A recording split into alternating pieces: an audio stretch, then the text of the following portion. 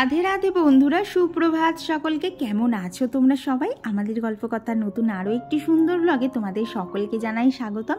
আশা করছি সকলে খুব ভালো আছো, সুস্থ আছো, আর আমরাও বেশ ভালো আছি। তবে জানো তো, এখন যা ঠান্ডাটা পড়ছে, সেই ঠান্ডায় বলতে পারো আমি পুরো জবুথবু হয়ে যাচ্ছি। তবে সকালবেলা এই যে ছাদে এসেছি, হাওয়া কিন্তু বেশ দিচ্ছিল, তবে আমি সোয়েটার পরিনি। তার একটাই কারণ, নিচে গিয়ে আমার এখন সম্পূর্ণ হচ্ছে জলের কাজ। তো এখন সোয়েটার টোয়েটার পরে সমস্ত কিছু করলে না, আমি আর নিচে এসে এখন জলে হাত দিতে পারবো না। মানে আমি এতটাই শীতকাতুরে। তোমরা এতদিন আমার ভালো দিকগুলো দেখেছো, এইবার শীতে আমার খারাপ দিকগুলো দেখতে পাবে। শীত হলেই আমি পুরো জবুথবু হয়ে যাই। তো যার জন্য দেখো, ওখানে সকালে তো রান্নাঘরের জানলাটা খোলা ছিল, তো এখন অবধি আমি চিমনি চালাইনি। তার আগেই কিন্তু আমি জানলাটাকে বন্ধ করে দিয়েছি। এত হুহু করে হাওয়া আসছে। আর এখন তো আর আগে যেমন 6:30টার মধ্যে ভালো রোদ উঠে যেত, এখন না ভালোভাবে রোদ উঠতে উঠতে প্রায় 7:30টা বেজে যাচ্ছে। আর এই রান্নাঘরের জানলাটা দিয়ে না হুহু করে হাওয়া আসছে, তো সেই জন্য না রান্নাঘরে ঢুকেই সবার আগে জানলাটা বন্ধ করে দিয়েছি। আর এইবার এই যে কৌশিকের টিফিনের জন্য কাঁটা লাগা আনা হয়েছিল, তো এইবার এখন বেশ কিছুদিন এটাই চলবে। তো তোমরা অনেকেই বলো যে একঘেয়ে খেয়ে যাও, কিন্তু কি বলো তো, এই প্যাকেটগুলো অনেকটা বড় বড় হয়, তো ওই বারবার না খেলে না, মানে যদি অতিরিক্ত দিন রেখে দেই তাহলে দেখি নরম হয়ে কেমন একটা গন্ধও হয়ে যায়। তো ওই জন্যে যখন যেটা আনা হয় তখন সেটাই চলতে থাকে। তো এইদিকে এখন এই যে একদম জোর কদমে রান্নাবান্না চলছে। এখানে কৌশিকের জন্য হচ্ছে ভাত করে দিয়েছি। ও আজকে বললো ভাতই খেয়ে যাবে, অন্য কিছু খাবে না। মানে ওর এক একদিন এক এক রকম মতিগতি হয়। তো ওইখানে ভাত তো হয়ে গেছে, আর এইখানে দেখো আলু আর একটুখানি ফুলকপি নিয়েছি। এখন তো ফুলকপির সিজন, এখন দেখবে প্রায় দিনই ওর মধ্যে ফুলকপি সবার বাড়িতেই মোটামুটি চলতে থাকে। তো এখানে ফুলকপি, আলু আর একটু টমেটো দিয়েছিলাম। তো এইটা দিয়েই হচ্ছে আলুর তরকারি করছিলাম। আর এই দিকেই দেখো, কৌশিক এখন গোপুসোনাকে ঘুম থেকে তুলে দিচ্ছে। সকালবেলা জানো তো, ও এইটুকু করে দেয় বলে আমার না অনেকটা তাড়াতাড়ি হয়ে যায়। নাহলে কি বলো তো, ওই ঠাকুর তুলতে গেলে তো অন্য কিছু ধরা যায় না যতক্ষণে পুজো শেষ করব। তো এখন কৌশিক খুব ভালোভাবেই এগুলো গুছিয়ে করতে শিখে গেছে। আমার জানো তো, এখন আর এদিকে তাকাতেও হয় না। আগে তো ও যখন পুজো দিত আমাকে বসে বসে পুরো বলে দিতে হতো যে এটার পর এটা করো, এটা এইখানে দাও। এখন ওকে আর কিছু বলতে লাগে না, ও বেশ গুছিয়ে পুজো করে ফেলতে পারে। তো ওইদিকেও পুজো দিচ্ছে, আর এদিকে দেখো আমি আটাটাকেও খুব ভালোভাবে মেখে নিয়েছি, একদম স্মুথ করে, যাতে রুটিগুলো বেলতে গেলে আমার কষ্ট না হয়। দেখবে আটা যদি মানে ভালো করে যদি মাখা না হয় না, ওই বেলতে গেলে ধার ফেটে যাবে, রুটি ফুলবে না, এরকম অনেক সমস্যা হয়। তবে বলতে পারো এইভাবে রুটি করা আমি একদিনে শিখিনি। মানে যবে থেকে বিয়ে হয়েছে তবে থেকেই আমার রুটি করার যুদ্ধ শুরু হয়েছে। কারণ কৌশিক খুব একটা বেশি ভাত খেতে পছন্দ করে না, ও রুটিটাই খায়। আর যখন আমরা আঙ্কেলের সাথে থাকতাম না, আমাদের রাত মানেই রুটি, খুব রেয়ার হচ্ছে ভাত হতো। তো যার জন্য তখন রুটি তো একদম মানে জাবিশ্রী বানাতাম, সেটা এখন মনে পড়লে নিজেরই হাসি পায়। তবে সেই থেকে শিখতে শিখতে কিন্তু আজ এই জায়গায় পৌঁছেছি। এখন রুটি মোটামুটি সবই ফোলে। তবে কি বলো তো, মাঝে মধ্যে হয় যে রুটিটা প্রথম আর কি শিখছি সেটা ফুললো না, কিংবা ধরো মাঝে মধ্যে দুটো একটা ফুললো না, এইরকম হতে থাকে। তো এইদিকে এই যে আলুর তরকারি রেডি, ওকে রুটি আর আলুর তরকারি দিয়ে দিয়েছি। এই যে ও বেরিয়ে গেল। এইবার বলতে পারো আমার আর একটা যুদ্ধ শুরু হলো, কারণ একটু মার কাছে যেতে হবে। মার খানিকটা গোছ গাছের কাজ আছে। কিসের কাজ, কি বৃত্তান্ত, দাঁড়াও তোমাদেরকে একটু পরে বলছি, আগে কাজগুলোকে সমস্ত সারি। তো এই যে এখানে প্রথমে টেবিলটাকে মুছে নিলাম। আর জানো তো, এই ঠান্ডায় ঠান্ডায় আমার একটা জিনিস খেতে ভীষণ ইচ্ছা করছিল, সেটা হচ্ছে পায়েস। কিন্তু এদিকে না ঘরে কোনো গোবিন্দভোগ চাল আনা ছিল না। আর দেখবে মানে চালের পায়েস খেতে গেলে না গোবিন্দভোগ চালটাই বেশি ভালো লাগে। আর ঘরে কিন্তু আমার গুড় রয়েওছে।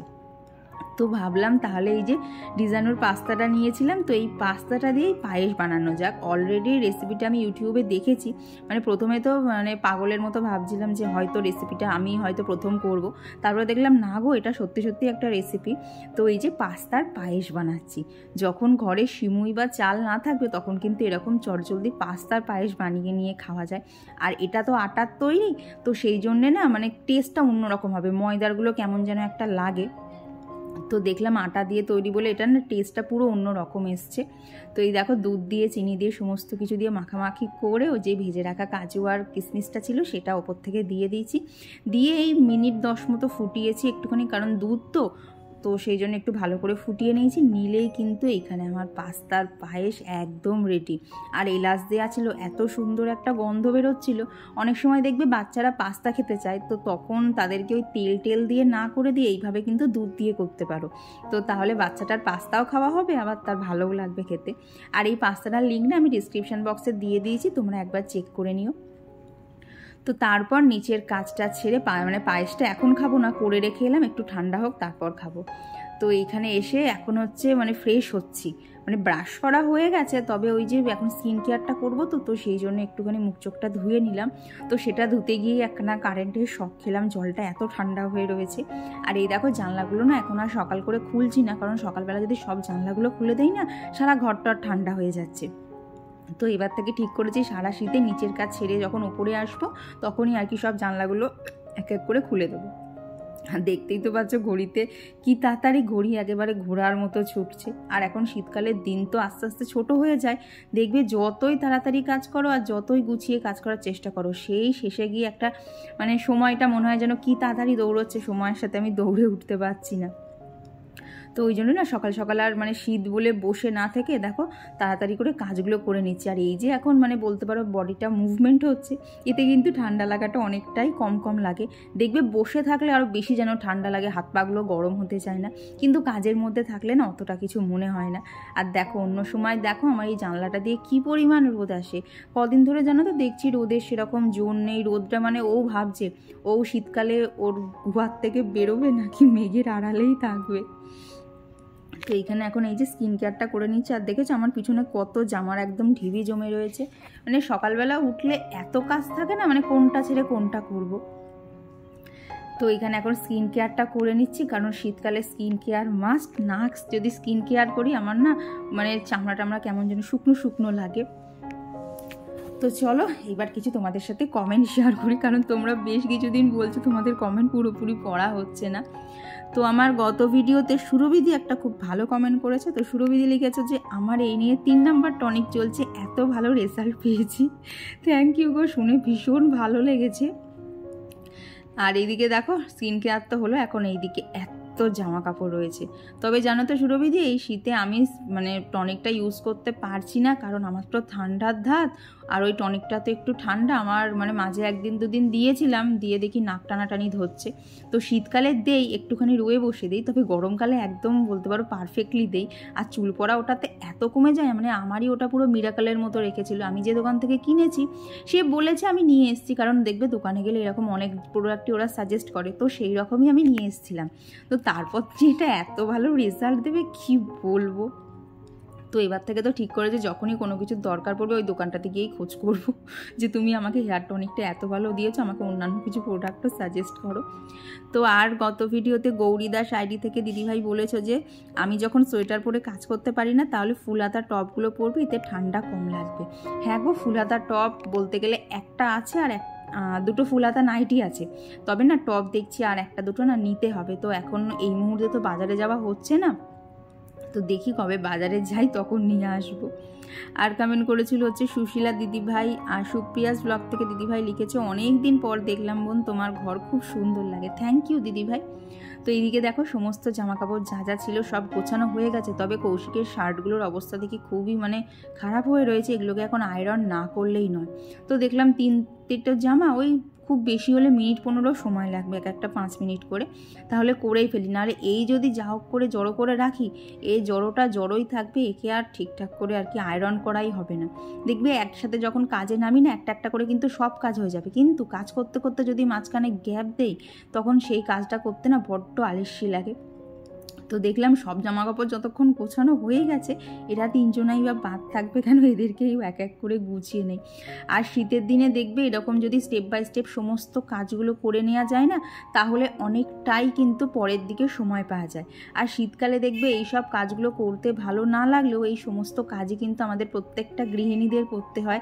এগুলো থেকে ফেরার মানে পিছন ফেরার কোনো রাস্তা নেই, যদি পিছন ফেরো তাহলে তো সবার থেকে কথা শুনতেই হবে। ও বলবে এটা আমার করে দাওনি, এটা আমার সময় মতো হলো না। তাই যখন এই টাইমটা আমার একটুখানি মানে কাজের চাপ কম থাকে না, এইসব এক্সট্রা কাজগুলো সব এক এক করে আমি করে ফেলি, কারণ ওই সন্ধ্যের দিকে আমার আবার কাজ করতে ইচ্ছা করে না, তখন মনে হয় একটু ব্ল্যাঙ্কেটের মধ্যে পাটা ঢুকিয়ে বসি। ধরো ওই হাতে গুনে 2-3 ঘন্টা সময় পাই একটুখানি নিজের মতো কাটানো, তখন ওই টাইমটা আমি কোনো কাজ করব না। তখন কাজ বলতে একটু আমার বলতে পারো এডিট করা আর টিভি দেখা, এইটুকু হচ্ছে সারাদিনে আমার রিল্যাক্সেশনের টাইম, ওই সন্ধ্যেটুকু। কারণ তারপরে আবার কৌশিক বাড়ি চলে আসে, ওই ভাত টাত রান্না করা, খাওয়া দাওয়া, সেসব করতে গিয়েও আবার 1-1.5 ঘন্টা সময় চলে যায় সমস্ত কিছু গুছিয়ে ওপরে আসতে। তো ওই জন্য সন্ধ্যের টাইমটাতে বলতে পারো নিজের স্বার্থে আর কোনো কাজ রাখি না, যে না ওই টাইমটা আমার রিল্যাক্সেশনের টাইম। সারাদিন কি একঘেয়ে কাজ করতে ভালো লাগে বলো, একটু তো বোরিং লাগতেই পারে, তো তখন ওই টাইমটা আমি ইউজ করে নিই। তো আজকে এই দিকে আর কি সোফা টোফাগুলো একটু ভালো করে পরিষ্কার করে নেব। দেখলে তো কাঁচটার ওপর কীরকম স্পট পড়ে গেছিলো, তো যার জন্য আমাকে আবার কলিন দিয়ে মুছে নিতে হলো। আর এই যে শীতে এই যে কাঠের যে ডিজাইনগুলো দেখছো, এগুলোর যেন তো ভাঁজে ভাঁজে ধুলো পড়ছে। তো সুস্মিতা দিদিভাই বলেছিলে ব্রাশ দিয়ে করার কথা, তবে কি বলো তো আমি না মানে 2-1 দিন অন্তর অন্তরই এগুলো করে ফেলি, তো আমার অত ব্রাশ লাগে না। আমার এইভাবে একটা কাপড় দিয়ে একটু চেপে চেপে মুছলেই কিন্তু খুব ভালোভাবে পরিষ্কার হয়ে যায়। তো আর গত ভিডিওতে কমেন্ট করেছিল হচ্ছে ববিতা রুদ্র আন্টি, আর শর্মিলা মণ্ডল আইডি থেকে দিদিভাই লিখেছে অসাধারণ লাগে ব্লগ তোমার, থ্যাংক ইউ দিদি। আর কমেন্ট করেছিল সুচরিতা মণ্ডল দিদিভাই যে সব রান্নাগুলো খুব সুন্দর হয়েছে, থ্যাংক ইউ। আর তোমরা অনেকেই আছো আমার রান্নার প্রশংসা করো, কিন্তু বিশ্বাস করো আমি এখনও সেরকম যে নিজেকে রাঁধুনি বলবো সেটা এখন আমি হয়ে উঠতে পারিনি। আমার এখনও অনেক কিছু মানে শেখা বলতে আমার না বোঝার দরকার আছে, যে কোনটাতে কতটা কি দিতে হবে, কতক্ষণ ফোটাতে হবে, এরকম অনেক খুচখাচ জিনিসপত্র আমার এখনও শেখা বাকি আছে। আর কমেন্ট করেছিল রেখার সংসার আইডি থেকে দিদিভাই, আসমা আইডি থেকে দিদিভাই, আর পূর্ণিমা লাইফস্টাইল থেকে দিদিভাই লিখেছে তোমার পাস্তা রান্নাটা খুব ভালো লাগলো, থ্যাংক ইউ। আর কমেন্ট করেছিল মনোজ গুপ্তা আইডি থেকে দিদিভাই, তো দিদিভাই লিখেছে আমি পাটনা থেকে দেখছি, অনেক ঠান্ডা এখানে, তোমার ব্লগ আমার খুব ভালো লাগে, থ্যাংক ইউ দিদি, অনেক ধন্যবাদ যে তুমি এত দূর থেকেও আমার ব্লগ দেখছো। তো এইদিকে দেখো চলে এসেছি হচ্ছে ওপরের কাজ ছেড়ে রান্নাঘরে। এই দেখো এই যে পটলগুলো, এগুলো হচ্ছে লাস্ট যে রবিবার গেছে তার আগের রবিবারে রান্না। তো পটলগুলোকে দেখলাম বধ করতেই হবে, কারণ এখন শুক্র শনিবার আসতে অনেক দেরি, ততদিনে পটলগুলোর একদম হরিবোল অবস্থা হয়ে যাবে, যতই ফ্রিজে থাক। তাই বলে কি আর 15-20 দিন থাকে, কেমন হয়ে যায় টেস্টগুলো, পচে যাবে না কিন্তু কেমন যেন হয়ে যায়। আর দেখলাম ফ্রিজে বেশ খানিকটা পনিরও ছিল, মানে ছিল বলতে আমি ইচ্ছা করেই রেখেছি, কারণ আজকে এটা দিয়ে একটা রেসিপি বানাবো। তো এখানে দেখো এই মিক্সারের বাটির মধ্যে মৌরি, কাঁচা লঙ্কা, আদা আর টমেটো এই 4টেকে পেস্ট করে নিয়েছি। নিয়ে এখানে আলু দিয়েছি, আলুগুলোকে একটুখানি ভাজা ভাজা করে নিয়েছি, আর পটলগুলোকেও ভালোভাবে ভেজে নিয়েছি। দিয়ে যে পনিরটা দেখলে সেই পনিরটা তো এর মধ্যে আর কি তরকারির মধ্যে যদি কেটে কেটে দিই তাহলে খুঁজে পাওয়া যাবে না, তো সেই জন্যে না পনিরটাকে হালকা জল দিয়ে এইভাবে পেস্ট বানিয়ে নিয়েছি। তো এইবার হচ্ছে মেন রান্নাটা শুরু হবে। তো এইদিকে আলু তো ভাজা হয়ে গেছে, পটলটা ভাজতে বসিয়ে এদিকে পনিরটাকেও রেডি করে নিলাম। নিয়ে দেখো এদিকে পটলগুলোও ভাজা হয়ে গেছে। এইবার তেলের মধ্যে হচ্ছে জিরে, শুকনো লঙ্কা, দারচিনি আর এলাচ এই 4টেই ফোড়ন দিয়েছিলাম। তো ফোড়ন থেকে গন্ধ বেরোলে যে ওই মৌরি টমেটোর যে পেস্টটা দেখলে করেছিলাম সেটা এর মধ্যে দিয়েছি। দিয়ে এই যে পরিমাণ মতো হলুদ, নুন, তার সাথে দিয়ে দিয়েছি হচ্ছে জিরের গুঁড়ো, ধনের গুঁড়ো আর সামান্য একটু কাশ্মীরি লঙ্কার গুঁড়ো অ্যাড করেছিলাম একটু কালারের জন্য, কারণ তরকারিটা তো কাঁচা লঙ্কা দিয়ে করছি, সেরকম একটা কালার আসবে না। তো সমস্ত কিছু দিয়ে মশলাটা ভালোভাবে কষিয়ে যে পনিরের মিক্সচারটা ছিল সেইটা এখানে দিয়ে দিয়েছি। মানে এতে কি বলো তো, ওই পটলের তরকারিটাই একটুখানি অন্যরকম টেস্ট হবে। তবে এটা বলবো না একদমই আমার রেসিপি, এটা আমি ইউটিউবে না, এটা আমি ফেসবুকে দেখেছি। তো ফেসবুকে দেখার পর থেকেই আমার ইচ্ছা ছিল যে এই রেসিপিটা বানাবো, এতে না পটলের তরকারি মানে ওই সাধারণ পটলের তরকারিও যেন একটু অসাধারণ দেখতে লাগে। আর যে কোনো জিনিসই দেখতে যদি মানে ভালো হয় না, তার প্রতি কিন্তু অ্যাট্রাকশান বেড়ে যায়। তো ওইদিকে পটলটা ফুটতে দিয়ে এদিকে হচ্ছে করব ওই যে ফুলকপি আর আলু কেটে নিচ্ছি, আর ওদিকে মশলা হচ্ছে টমেটো, আদা আর লঙ্কা নিয়েছি, আর এখানে দেখতেই পাচ্ছ কাটা মাছ নুন হলুদ মাখানো। তো এইটা দিয়েই আর কি করবো হচ্ছে ফুলকপি আলু দিয়ে মাছের ঝোল। শীতকালে এই ঝোলটা খেতে কিন্তু দারুণ লাগে বলো। তো এইদিকে দেখো আমার পটলটা একদম ভালোভাবে রেডি হয়ে গেছে, আর পটল আর আলু তো আগে থেকে ভেজেই নিয়েছিলাম, তাই এখানে আর বেশিক্ষণ ফোটাতে লাগেনি। নামানোর আগে একটুখানি গরম মশলার গুঁড়ো দিয়েছিলাম, আর তার সাথে দিয়েছিলাম হচ্ছে একটুখানি ঘি। যতই হোক নিরামিষ তো একটু ঘি গরম মশলা দিলে একটু অন্যরকম স্বাদ বলো গন্ধ বলো দুটোই চলে আসে। তো এই হচ্ছে আমার পনির দিয়ে আলু পটলের তরকারি, তবে পনির খুঁজে পাওয়া যাবে না। খেতে কি বলো তো, বলবো না যে খুব ভালো লেগেছে, তবে ওই আমাদের প্রত্যেক দিনের রান্নার মধ্যে একটু স্বাদ পাল্টাতে এটা করাই যেতে পারে। তো এইবার চলো ফুলকপি আলু দিয়ে মাছের ঝোলটা করে নেই, কারণ এরা রেসিপি কি শেয়ার করব, শীতকালে আমাদের প্রত্যেকের বাড়িতেই কম বেশি হতে থাকে। তো চলো এই ফাঁকে কমেন্টগুলো শেয়ার করে নিই। তো আর গত ভিডিওতে কমেন্ট করেছিল হচ্ছে মৌ লাইফস্টাইল থেকে দিদিভাই, কৃষ্ণা সরকার আইডি থেকে দিদিভাই, আর দিদিভাই লিখেছে যে আমাদের বীরভূম জেলায় খুব ঠান্ডা পড়েছে। বাবারে ঠান্ডার কথা আর বলুন, আমাদের এখানে কি ঠান্ডা পড়ে গেছে। আর কমেন্ট করেছিল টুম্পা দিদিভাই, আর সমর্পিতা দিদিভাই লিখেছে যে চিকেন দো পেঁয়াজের রেসিপিটা দেখেই জিভে জল চলে আসছে, তাই আবার কমেন্ট করলাম। হ্যাঁ গো, শুধু জল আনালে হবে না, জিভে একদিন ট্রাই করো, দারুণ হয় খেতে। বিশেষ করে গ্রেভিটা যেন একটা অন্য রকম, মানে সব কিছু মিলিয়ে একটা দারুণ টেস্ট চলে আসে। আর কমেন্ট করেছিল নতুন নতুন আইডি থেকে একজন দিদিভাই, রাখি পাল দিদিভাই, আর কমেন্ট করেছিল পায়েল দিদিভাই। তো পায়েল দিদিভাই লিখেছে যে বাপরে কি ভালো লাগছে, এক টেবিল সতেজ সবজি। হ্যাঁ গো, ওই জন্য আমিও একটু ছড়িয়েছিলাম। মানে শীতের এই টাটকা সবজিগুলো না দেখেও যেন একটা চোখে শান্তি লাগে, এত ভালো লাগে। স্পেশালি দেখবে এই মানে ধনে পাতার গন্ধগুলো যখন নাকে আসে যেন আরও ভালো লাগে। তো এখানে এই যে আমার মাছের ঝোল রেডি, আর ওপর থেকে একটুখানি ধনে পাতাও দিয়ে দিয়েছি। দিয়ে এইখানে এখন কড়াটাকে না হালকা করে মেজে রাখছি, তাহলে না কড়াটা আর কি পিসিরও মাজতে অতটা কষ্ট হবে না, আর আমারও না ওই কড়াই তেল আটকে গিয়ে কালচে কালচে কালার হয়ে যাবে না আর কি। এরপরে মানে আমি যেটুকু মেজে রাখি না, এরপরে পিসি একটুখানি রলা দিলেই কিন্তু খুব সুন্দর চকচকে করে ফেলতে পারে। তো সেই জন্য আমি কিন্তু যখনই পিসিকে কড়াই বলো যে কোনো বাসনই দেই না কেন, আমি কিন্তু সব আগে আর কি ধুয়ে দেই। এবারে কী বলো তো, কড়া বলেই আমি একটুখানি সাবান ইউজ করেছি, নাহলে অন্যগুলো সমস্তটা জল দিয়ে পরিষ্কার করে তারপরেই পিসিকে দিই। এদিকে আকাশের অবস্থা দেখো, এখনও 12:30টাও মনে হয় বাজেনি, আমি অ্যাকচুয়ালি ঘড়িটা দেখিনি। তাতেই দেখো রোদ আছে, কিন্তু রোদের কোনো জন্যই। উপরোদ দেখেছো আমার চুলগুলো কীরকম মাঝে মধ্যে উড়ে উঠছে, মানে ঠান্ডা হাওয়াটা বেশ ভালোই দিচ্ছে। তো যা জামা কাপড় ছিল এই যে মেলে দিয়ে, ফুল গাছে যা টুকটাক ছিল নিয়ে চলে এসেছি। আর এদিকে জানো তো প্যাকেটের মধ্যে ফুল ছিল, তো যেই না ওই ফুল ঢেলেছি মানে ঝুড়ি করে কোলের মধ্যে, এরা দুজনা যেন আমার নাইটির সাথে আটকে গেছিলো। আর যেই ওরকম হয়েছে না, আমার সারা গায়ে না কেমন যেন একটা মানে কাঁটা দিয়ে উঠলো, সেই সারা শরীর ভেতর থেকে কাঁপছে, এইরকম অবস্থা হয়ে গেছিলো। তো এই যে এখন রেডি হয়েছি, কি জানি জানো তো, এই কাজটা সমস্ত সেরেছে তো কেমন যেন ঘুম ঘুম পাচ্ছে। তো 1টা বাজে, যাচ্ছি হচ্ছে মার ওখানে। কারণটা তোমাদেরকে মনে হয় এখনও বলা হয়নি। রিসেন্টলি আমাদের বাড়িতে পুজো আছে, মানে মার ওখানে পুজো আছে, তো তার জন্য অনেক লোকজন আসবে। তো যথারীতি ঘর দর তো দেখো, মা আর কি বাড়ি থাকে না বলে, দোকানে থাকে বলে সবসময় মার ঘরগুলো মোটামুটি আগোছালোই থাকে। তো এখন হাতে যেহেতু বেশি সময় নেই, খুব বেশি হলে দিন 20 আছে, তো তার মধ্যে সমস্ত বাড়ি একদম গুছিয়ে টুছিয়ে রাখতে হবে, কারণ অত লোকজন আসবে, মানে বেশ ভালো লোকজনই হবে। তো বাড়িতে একটা পুজো আছে, তো সেই জন্য সব কিছু গোছাতে হবে। তো যাই, আজকে তো সোমবার, মাও বাড়ি থাকে, অনেকটা সুবিধাও হবে। তো এই হচ্ছে ব্যাপার। তো এখন বেরোচ্ছি, এখন না বাড়ি আসবো না, আজকে দুপুরে মার ওখানেই খাবো। আর মার জন্য পটলের ওই রেসিপিটাও নিয়ে যাচ্ছি, দেখি মার কেমন লাগে। দেখছি ওখানে গিয়ে কি ভিডিও করা যায় বা না যায়, কারণ ওখানে গিয়ে না এখন অনেক কাজ আছে। আর তারপরে আমি এখন ট্রাইপডও নিয়ে যাব না, কারণ অত কাজের মধ্যে না ভিডিও করতে গেলে খুব অসুবিধা হয়ে যায়। তো চলো, দেখছি যতটা যা পারবো শেয়ার করবো। তো এখন বেরোই। যে মার এখানে চলে এসেছি, আর এসে প্রথমেই মাকে বলেছি তুমি আগে পটলটা টেস্ট করো কীরকম খেতে, এবার দেখি হচ্ছে মার রিয়াকশান কী হয়। তো এই যে মার কাছে দেখলাম একটুখানি ভাতও ছিল, মা তাই বললো যে তাহলে তরকারি দিয়ে আর শুধু খাবো কেন, মানে তরকারিটা শুধু খাবো কেন, একটুখানি ভাতও সাথে মেখে নেই। তো মা খেয়ে বললো ভালো হয়েছে, তবে আমি ভেবেছিলাম মাকে হয়তো রেসিপিটা প্রথম খাওয়াচ্ছি, কিন্তু মা দেখলাম আমার আগেই করে খাওয়া হয়ে গিয়েছে।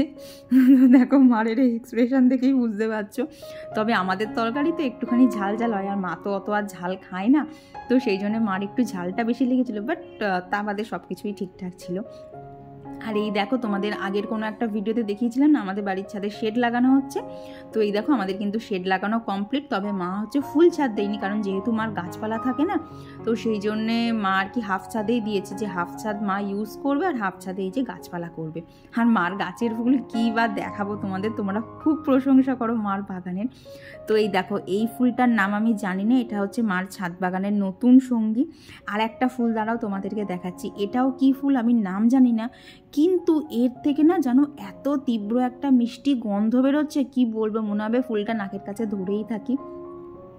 আর এই যে গোলাপটা, এটাও মা নতুন এনেছে। তবে এইদিকে এই যে জবা দেখতে পাচ্ছ, তারপর এই যে টেকোমা, তারপর হচ্ছে এই যে বোগেনভেলিয়া, এরা কিন্তু সবাই পুরনো, কিন্তু এরা একদম দুর্দান্ত পরিমাণ ফুল দিচ্ছে। মানে মার ছাদ একদম বোগেনভেলিয়া দিয়ে আলো করে আছে। আমারও মার মতো করার ইচ্ছা, দেখি কবে করতে পারি। তো তারপর নিচে চলে এসেছিলাম, অনেক গোছানো ছিল, সব কিছু তো আর ভিডিও তোলা যায়নি, কারণ সমস্ত জিনিসপত্র মাকে জিজ্ঞেস করে করে রাখছিলাম, নাহলে আমি চলে গেলে মা আবার খুঁজে পাবে না কিছু। তো এখানে মার প্রথমে ড্রেসিং টেবিলটা গুছিয়েছি, তারপর এখানে হচ্ছে আলমারি গোছানো চলছিল। আর এই গোছাতেই না আমার আর বোনের, এটা হয় আমার পুতুলের নাই বোনের পুতুলের, কারোর একটা পুতুলের ব্যাগ হবে। এটা দেখে জানো তো এত ভালো লাগছিল, দেখো কি ছোট্ট আর সুন্দর দেখতে। তো কাজ করতে করতে ঘরের অবস্থা এখনও ছড়ানো ছিটানো, তো মাঝখানে একটুখানি কিটক্যাট ব্রেক নিয়ে নিয়েছিলাম। তারপর সমস্ত কাজ আমি মা হাতে হাতে শেষ করলাম, যা যা মানে আজকে করার শিডিউলে ছিল। আর আজকে মা রান্না করেছিল হচ্ছে মাটন, তো মাটন দিয়ে ভালো করে ভাত খেয়ে একটুখানি দুজনে মিলে গল্প করে, মা বাড়িতেই আছে, মানে মা যাবে হচ্ছে দোকানে আর আমি চলে এসেছি হচ্ছে সোজা বাড়ি। আর এই দেখো মা আসার সময়ও গাছ দিয়েছে, তো ওখানে যেটা টবের মধ্যে দেখছো ওটা হচ্ছে বোগেনভেলিয়া। আর এখানে এই যে টগর ফুলের গাছ, চন্দ্রমল্লিকা, জবা, মা এগুলো সব এই দেখো প্লাস্টিকের গ্লাসে বা প্লাস্টিকের বোতলে আমার জন্য চারা তৈরি করে দিয়েছে। তো সেগুলোই আর কি আসার সময় নিয়ে এসেছিলাম। আর তাছাড়াও এই দেখো মা একটা ঝুড়ি দিল। আর এই যে প্লেটগুলো, এগুলো হচ্ছে বাবা না দোকানে কোনো একটা জিনিসের সাথে ফ্রি পেয়েছিল, তো মার কাছে অনেকগুলো ছিল, তো মার কাছ থেকে সেগুলোও নিয়ে এসেছি কিছু। আর আমরা মেয়েরা দেখবে যখন মার কাছে যাই তখন হাত ফাঁকা থাকে, কি ছোট্ট একটা ব্যাগ থাকে, আর যখন মার কাছ থেকে আসি জিনিসপত্রেই দেখবে হাতে আর জায়গা থাকে না। এটা কেন জানি না, আমার কিন্তু বেশ লাগে যে যখন যাচ্ছি খালি হাত আর যখন আসছি কত নতুন নতুন জিনিস মা দিয়ে দেয়। তো এই যে এখন বাড়ি এসে সন্ধে দিয়ে দিচ্ছি। আর আজকে যেহেতু মঙ্গলবার তো সেই জন্যে আর কি ধুনো তো দিতেই হবে, তো তাড়াতাড়ি করে এই যে পুজোটা দিয়ে নিচ্ছি, কারণ ধুনো দেওয়া আছে। আর ধুনো দিতে গেলে সত্যি কথা বলতে একটু চোখ মুখ জ্বালা জ্বালা করে, তো সেই জন্যেই মানে তাড়াতাড়ি করছিলাম। কেন বলো তো, আজকে সারাদিনটাতে একটুও বসতে পাইনি, খুব আর কি মানে একটু টায়ার্ড লাগছিল। তো আর গত ভিডিওতে কমেন্ট করেছিল হচ্ছে পপি দেবনাথ দিদিভাই, চৈতালি, গণেশ শ্যামলী আইডি থেকে, রাখি দিদিভাই, মুস্কান, রেশমি মেহেন্দি ডিজাইন থেকে দিদিভাই, ইনাইল লাইফস্টাইল থেকে দিদিভাই, আর কমেন্ট করেছিল হচ্ছে বুদ্ধদেব আইডি থেকে দিদিভাই, জয়াস লাইফস্টাইল থেকে দিদিভাই, ড্রামা কুইন আইডি থেকে দিদিভাই। তো তোমাদের সকলকে জানাই অসংখ্য অসংখ্য ধন্যবাদ। তো এই যে এখানে আমার সন্ধে দেওয়াও কমপ্লিট। তো চলো আজকের ভিডিওটা এখানেই রাখছি, দেখা হচ্ছে খুব তাড়াতাড়ি এবার পরবর্তী ব্লগে।